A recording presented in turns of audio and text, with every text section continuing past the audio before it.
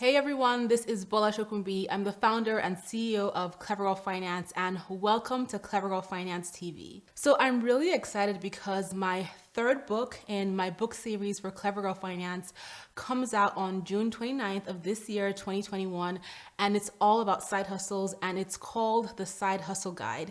And so I wanted to use this opportunity to share my own side hustle story with you guys and to tell you why I wrote this book. And I am extremely passionate about side hustles because side hustles can allow you or help you increase your income, which in turn can help you accelerate your goals. And this has certainly worked for me. I've been able to leverage many side hustles over the years to pay off debt, save money, invest more. And now I run Clever Girl Finance full time, which started as a side hustle, right? And as a result of leveraging Clever Girl Finance as a side hustle, I was able to turn it into a full-time business.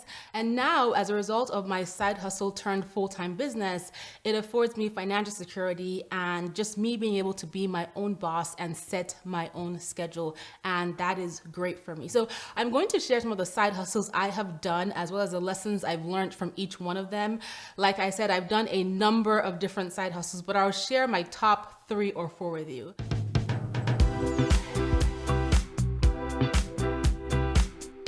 So my very first side hustle that I can remember was as a kid. I think I was 12 or 13 years old in my neighborhood over one summer where I was selling lollipops. And I was able to build up this side hustle and create or generate a bit of money from selling these lollipops. And I actually got to a point where I made a profit that summer. And to me, it was a lot of fun to be able to find like cool flavors that my friends were looking for in this particular lollipop brand and be able to sell it to them and make some money. However, the mistake I made with this side hustle was that I was telling a friend every time I was getting paid or making money, and she kind of became my business partner, but she didn't really do any work. So she didn't sell the lollipops with me. She didn't help me find the customers. She didn't do any marketing, none of that. And at the end of the summer, when I was counting how much money I'd made, and it wasn't a lot of money, but to me at the time at 12 or 13, it was a ton of money. I told her about it and she asked me to loan her the money, and I never saw it again. So the lesson I learned from this side hustle is it's hard to stay in business when you have no profit. So basically, if I had wanted to continue running that business into the fall, etc., I wouldn't have been able to do that because I had loaned all my profit to somebody else and I didn't have any money to reinvest back into my business. So the second thing I learned is that business and friendship don't always mix. I was the one doing all the work and she was sitting back just giving me feedback, and I learned that the hard way. So now let's talk about more serious side hustles. Another side hustle I had when I was just about to graduate college as a broke college student was selling Avon. And I basically found an Avon catalog and I read about becoming an Avon sales lady basically, and I decided to sell Avon products mostly to my mom's friends, my aunties, and people like that who liked those products. And I actually enjoyed doing that side hustle because I love looking at the makeup and talking about them, and I got free samples, and I was able to save a good amount of money to supplement my pocket money as a college student, and also to host my future sister-in-law at the time, her bridal shower, to buy plane tickets to my brother's wedding, and to give them a really nice gift. And what I learned from this side hustle was that having extra money gives you the opportunity to do more and to give more. And so that side hustle got me thinking that, wait a minute, I don't always have to wait for my mom to give me pocket money, or I don't even have to take pocket money from my mom, knowing that things were tight and knowing that I could create an income for myself. So that was my first, I guess, exposure to really seeing how a side hustle could help me create an additional stream of income. By the way, if you are enjoying this video, I'd love for you to hit the like button, subscribe to this channel, and head on over to Clever Girl Finance, where we have over 30 plus completely free courses to help you as you work on your financial goals. Okay, let's continue this story about my side hustles. So my most memorable side hustle, which I've talked about on the Clever Girl Finance blog and also on this YouTube channel and on the Clever Girls Know podcast, was my wedding and lifestyle photography business. I ran this business while working full-time as a consultant in New York City and in New Jersey, and I did this for 7 years. So I was working 50 plus hours at work, but then in the evenings and on the weekends, I would work on my side hustle as a photographer. And I was a self-taught photographer, and so I made a lot of mistakes when it came to establishing that business, but it was my highest earning side hustle. This side hustle helped me generate multi-six figures. And my highest earning year, I made over $70,000 that year by working this side hustle. So I was doing baby sessions, engagement sessions, family sessions, weddings, and things like that. And most of the money that I made was profit because I wasn't spending a lot of it. I was saving most of it outside of my business expenses.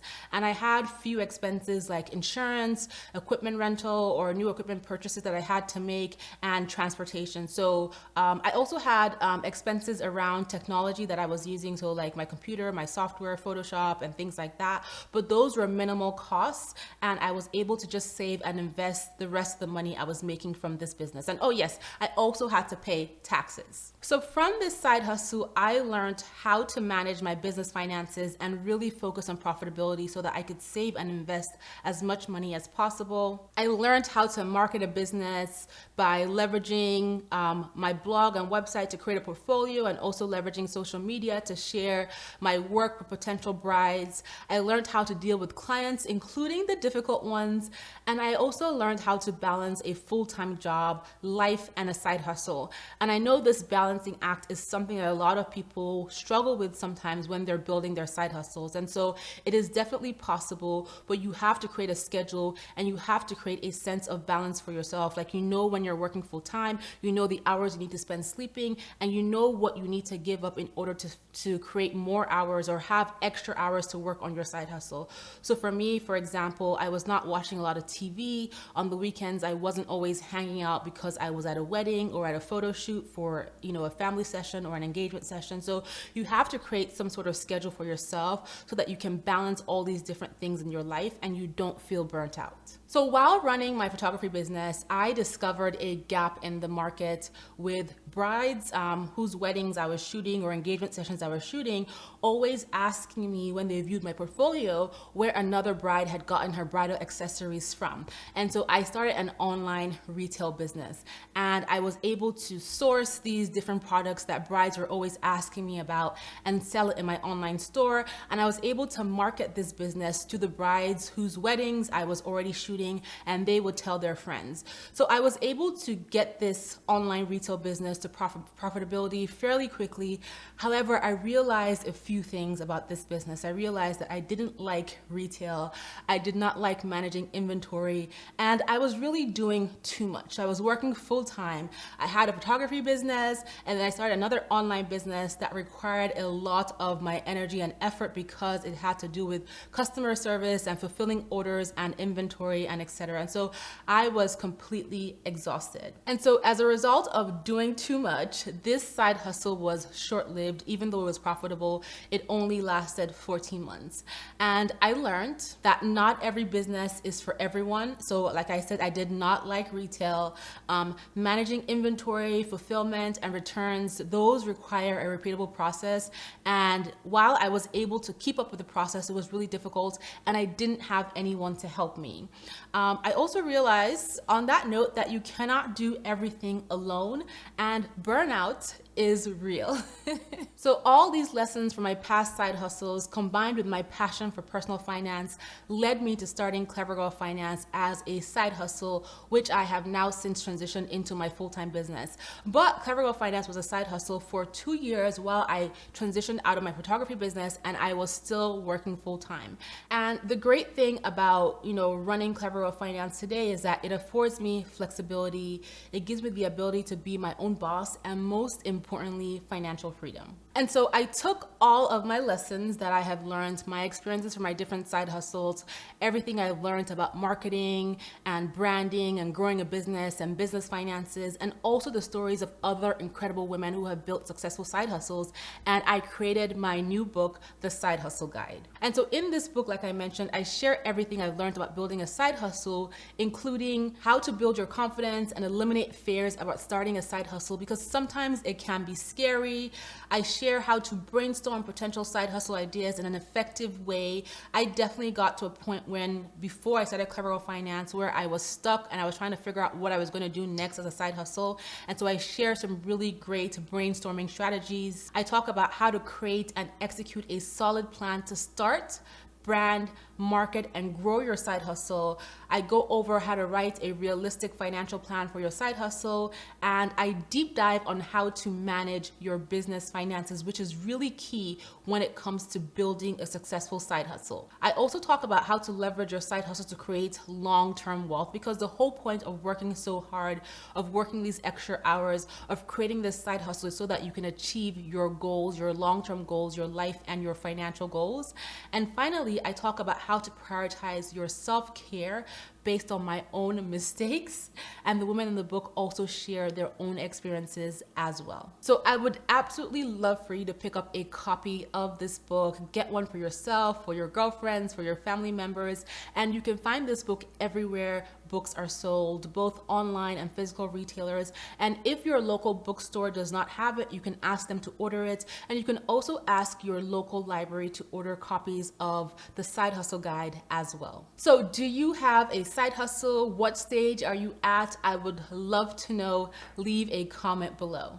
So that is some insight to my personal side hustle story, and also, about why I wrote this book. I appreciate you guys for watching, and don't forget to hit the like button, subscribe to this channel, tell all your best girlfriends about Clever Girl Finance, and be sure to stop by the website at clevergirlfinance.com. We have new content on the blog every single day, and we have over 30 plus completely free courses to help you on your journey to financial wellness. I will talk to you guys next time.